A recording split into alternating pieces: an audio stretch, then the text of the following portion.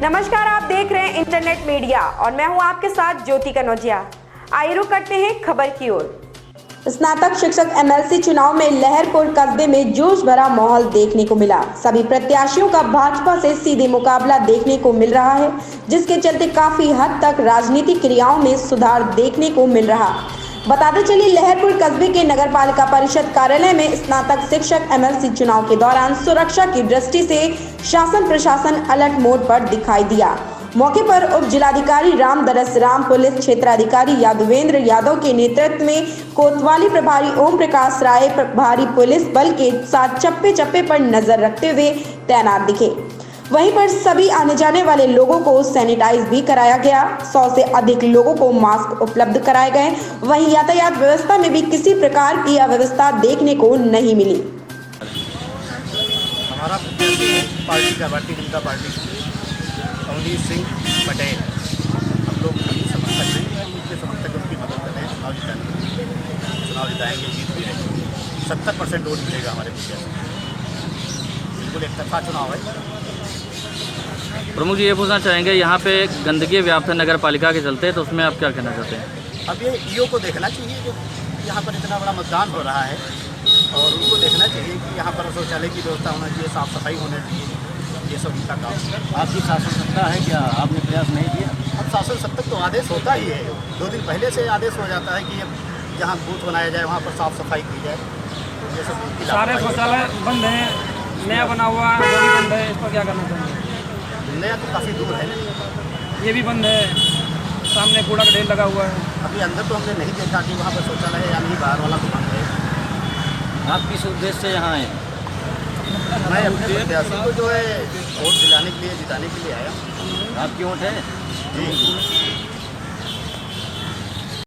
जी, तो आप इस बार जो है एमएलसी के प्रत्याशी हैं, आपने क्या सोच के नामांकन दाखिल किया है कि अगर आपकी विजयी होती है तो आप स्नातक जो लोग किए हुए हैं, हमारे अध्यापक जो भी हैं, अध्यापकगण हैं, छात्र हैं, बेरोजगार युवा हैं, उनके बारे में क्या सोच रखा है आपने? हमारी सीधी सी लड़ाई है, जो हमारे जो मुद्दे हैं स्नातक रोजगार गारंटी अधिनियम को लेकर हम चल रहे हैं जी। स्नातक रोजगार गारंटी अधिनियम ये कहता है कि जिस तरीके से नरेगा के तहत जी किसानों को, मजदूरों को सरकार रोजगार की गारंटी मुहैया कराती है, ठीक उसी तरीके से जो पढ़ा लिखा युवक है, पढ़ा लिखा बच्चा और बच्ची है, उनको वो खेत में काम नहीं कर सकते, वो फावड़ा नहीं चला सकते, उनका सेल्फ का ईगो है। सरकार को जिम्मेदारी लेनी होगी, उन्हें रोजगार की गारंटी मुहैया कराए, और जो कि पेंडिंग पड़ा हुआ है अधिनियम, उसे हम लागू करवाने की मुहिम की तरफ बढ़ रहे हैं। बाकी हमारे मुद्दे, हमारी जो मेन लड़ाई है वो संविदा संबल, शिक्षा मित्र अनुदेशक, प्रेरक, रोजगार सेवक, मदरसा उन्मुखीकरण शिक्षक और आचार्य अनुदेशक, तमाम लोगों का जो एक संविदा समूह है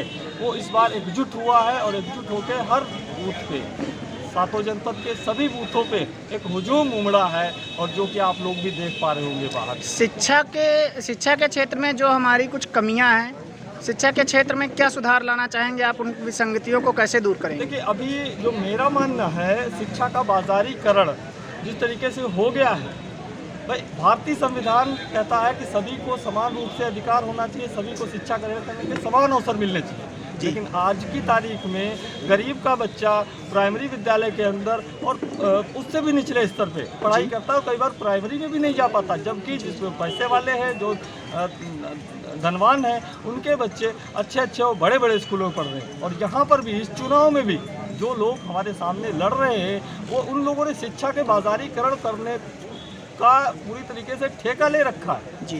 उन्होंने पूरा के पूरे शिक्षा व्यवस्था को ध्वस्त करके रखा हुआ, केवल और केवल अमीरों के लिए शिक्षा हो, ऐसा उन्होंने माहौल बनाया, जो कि हमारा संविधान नहीं कहता है। हम लोग इस पूरी की पूरी शिक्षा व्यवस्था को आम गरीब, जो मजदूर और किसान है, उसके बच्चे तक पहुंचाने का काम करने वाले जी। बहुत के लिए क्या करेंगे आप? देखिए, युवाओं के लिए, युवा आज की तारीख में बेरोजगारी का दंश झेल रहा है, और भारत युवाओं का देश है। हम लोग हमारी आधी से ज़्यादा आबादी युवा है। आज हम लोग बेरोजगार हैं दर बदर, और बेरोजगारी ही तमाम प्रकार की समस्याओं का एक कारण भी। आज हम लोग जो स्नातक रोजगार गारंटी अधिनियम लेके आ रहे हैं, सारी समस्याओं का एकमात्र विकल्प है, सारी समस्याओं का एकमात्र समाधान है स्नातक रोजगार गारंटी अधिनियम। स्नातक रोजगार गारंटी अधिनियम के तहत हर शिक्षित युवा को रोजगार की गारंटी मुहैया कराना सरकार की जिम्मेदारी होगी, ठीक वैसे ही जैसे नरेगा में वो जिम्मेदारी लेते हैं रोजगार मुहैया कराना। धन्यवाद। सिंह ओमेन वर्मा। बताइए, पहली बार वोट डालने कैसा लग रहा है आपको? बहुत अच्छा लग रहा है। इस चुनाव से क्या बेनिफिट होंगे? देखिए, इसमें जो हमारे स्नातक भाई हैं उनकी बात, उनकी जो समस्याएं हैं, जो एमएलसी चुन के जाते हैं, वो लोग उनकी बात सदन में रखते हैं, इसलिए हम लोग जो है उनको चुनने का काम करते हैं।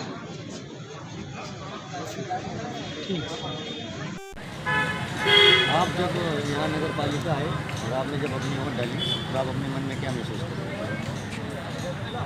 मैंने तो नए दिनों में नई फिल्मों को उजाला जो है, परिवर्तन की लहर आ रही है नए साल में। दिसंबर जा रहा है, जनवरी आने वाला है, जनवरी में नई फिल्में आएंगी इस संगीत के साथ। आने वाले समय में जो सोच के आपने अपना मतदान किया है, जो भी प्रत्याशी जीतेगा उसे क्या अपेक्षा करते हैं? जो भी नहीं, निश्चित रूप से समाजवादी पार्टी का प्रत्याशी जीतेगा और जो हमारे राष्ट्रीय अध्यक्ष जी की सोच है, उसी सोच के तहत देवपुर जिला और विकास की सोच रखने वाला हमारा प्रत्याशी जीत के जाएगा। तो फिर अपना परिचय देने का निर्मल वर्मा एक सीनियर। ये अपना परिचय दीजिए। मेरा नाम नसीम फातिमा है जी और माइलाइन बुलंदपुर की निवासी हूँ जी। और आधुनिकीकरण शिक्षक हूँ। शिक्षक हैं। तो ये जो एमएलसी का चुनाव हो रहा है, इसमें आप वोटिंग करने आई थी, जी। तो मदरसा शिक्षकों को लेकर, मदरसा आधुनिकीकरण को लेकर जी। जो हालात हैं हमारे मदरसा अध्यापकों के, उनको केंद्रांश राज्यांश नहीं दिया जा रहा है, उनके वेतन में बढ़ोतरी तो अलग की बात है, बहुत दिनों से उनको वेतन नहीं दिया गया है। उनके हालात बहुत ख़राब हैं, आर्थिक स्थिति बहुत दयनीय हो चुकी है, लोग सब्जी बेचने को मजबूर हैं, मजबूरी करने को मजबूर हैं। तो आपका इनको लेकर क्या कहना है और किस प्रकार की आशाएं आप करती हैं विजयी हुए प्रत्याशी से कि वो मदरसा आधुनिकीकरण को लेकर क्या प्रोग्रेस होना चाहिए? मेरा मतलब यही इरादा है, जो भी यहाँ पे प्रत्याशी जो है वो विजयी बने तो हमारे मदरसे के शिक्षकों का वेतन दिलवाने की कोशिश करें, क्योंकि 56 महीनों से हम लोगों को वेतन नहीं मिला है। हम लोग मतलब इतनी हालत गंभीर है कि कोई हार्ट अटैक से मतलब मृत्यु हो रही है, कोई सब्जी बेच रहा है, कोई दुकान लगाए पड़े हुए हैं। अपना परिवार चलाने में उनको बहुत ही दिक्कतों का सामना करना पड़ रहा है। इसलिए मैं ये चाहती हूँ कि जो भी यहाँ से विजयी होकर निकले, हम मदरसों के शिक्षकों पर अपना मतलब ध्यान दें और उसको हमारा हक दिलाने की कोशिश करें। मदरसे में पढ़ रहे जो छात्र छात्राएं हैं, उनको जो मूलभूत सुविधाएं पहले दी जाती थी सरकार में, वो अब नहीं दी जा रही, उनको लेकर आपका क्या कहना है? उनको लेकर हमारा ये कहना है कि सबसे पहले तो ये है, मदरसे में बच्चे बिल्कुल स्कूल में बंद कर दिए गए हैं। उनकी शिक्षा पे इतना प्रभाव पड़ रहा है कि जो पढ़े हुए बच्चे थे वो बिल्कुल सब भूल चुके हैं। और ऑनलाइन जब बच्चे ऑफलाइन नहीं पढ़ पा रहे थे तो ऑनलाइन कैसे उनको शिक्षा दी जा सकती है? क्योंकि ये कस्बा है, यहाँ पे बहुत मतलब गरीब बच्चे हैं, उनके पास व्हाट्सएप वाले मोबाइल नहीं हैं और उनके गार्जियन इतने पढ़े लिखे नहीं है, शिक्षित नहीं है जो उनको मतलब ऑनलाइन पढ़ा सकें। एक क्वेश्चन हमारा और है, जो सिर्फ मदरसों के लिए नहीं, सभी विद्यालयों के लिए है, निचले स्तर से लेकर उच्च शिक्षा तक, जैसा कि ऑनलाइन पढ़ाई करवाई जा रही है।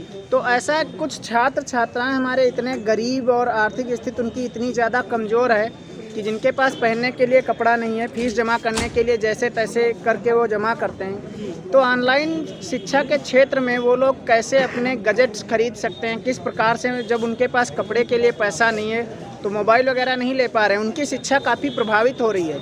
इनको लेकर आप सरकार से क्या उम्मीद लगा सकते हैं? हमारी मतलब सरकार से यही उम्मीद लगाई जा सकती है कि वो जो भी सरकार हो वो हमारे बच्चों को पढ़ाई के लिए इतना मतलब शिक्षित कर दे, पैसा दे दे कि वो मतलब अपने पढ़ सकें। जब उनको परिवार चलाने के पास पैसे नहीं है, गार्जियन के पास पैसे नहीं है, मोबाइल ख़रीदने के पैसे नहीं है, तो स्कूल खोलने में ही मतलब भलाई है।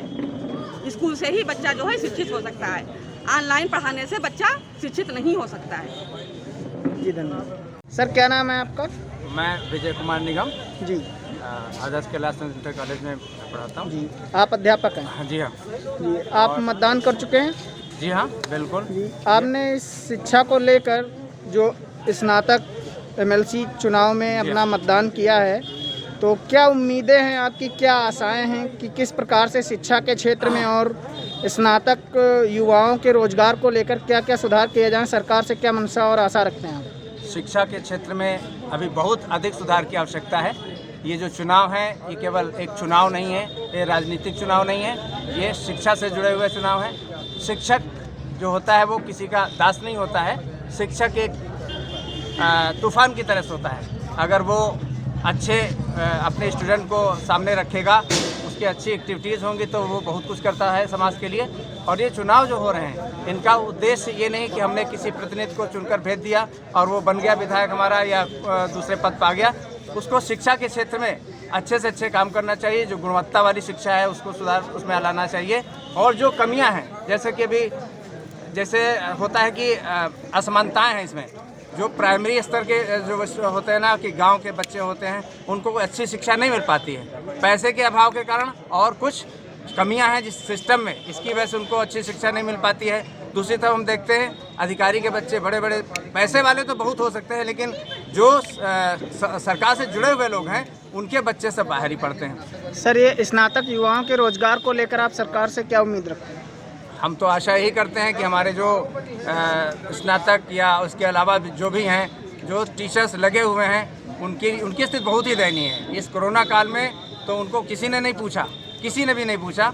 वो सभी के लिए तो सब कुछ सुविधाएं मिली, चाहे वो 1000 रुपये मिली हो, चाहे 500 रुपये मिली हो, किसानों को मिली और तमाम तरह के और जो राशन वगैरह बेटा। लेकिन शिक्षा, जो शिक्षक है उसके लिए विशेष किसी भी प्रकार का किसी भी तरह का कोई सहायता नहीं मिली।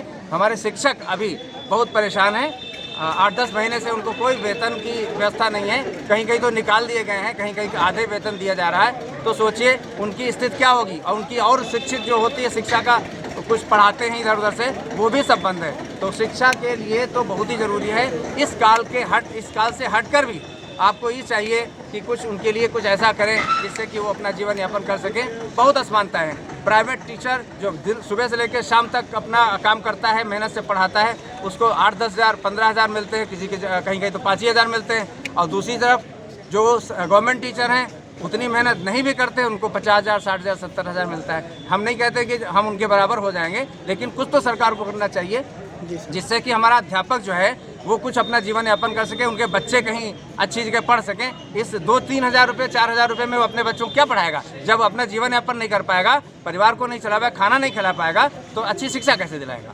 ये मेरा कहना है। इसकी तरफ जो हमारे जो चुने जाएंगे, जो भी होगा कैंडिडेट, हम उनसे आशा करते हैं और पूरा विश्वास भी है कि वो शिक्षा की तरफ ध्यान देंगे। और जो इसमें कमियां हैं, जिससे कि हमारे जो शिक्षित बेरोजगार हैं, बच्चे हैं, हमारे साथी हैं, कुछ भाई हैं, कुछ बड़े हैं, तो उनको भी कुछ मिल जाए, रोजगार मिल जाए, कुछ ऐसा हो जाए जिससे कि वो अपना जीवन यापन कर सकें और अपने परिवार और अपने बच्चों को आगे थोड़ा सा बढ़ा सकें। जी धन्यवाद। ऐसी ही बड़ी खबर से जुड़े रहने के लिए आप देखते रहें इंटरनेट मीडिया।